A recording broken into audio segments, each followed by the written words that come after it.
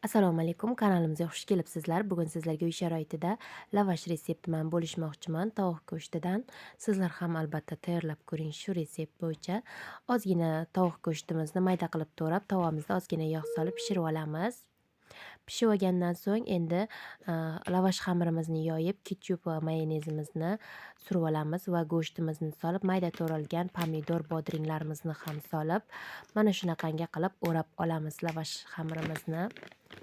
Endi ikkinchi xamirimizni ham xuddi shunday qilib masalliqlarimizni solib, uni ham mayda qilib, dumaloq qilib o'rab olamiz va qizib turgan tovamizga hamma joyini qizartirib pishirib olamiz.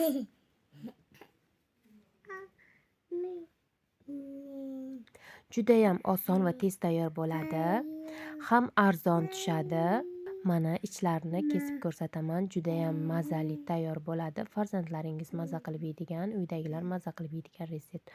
Agar yoqqan bo'lsa, kanalimga obuna bo'ling.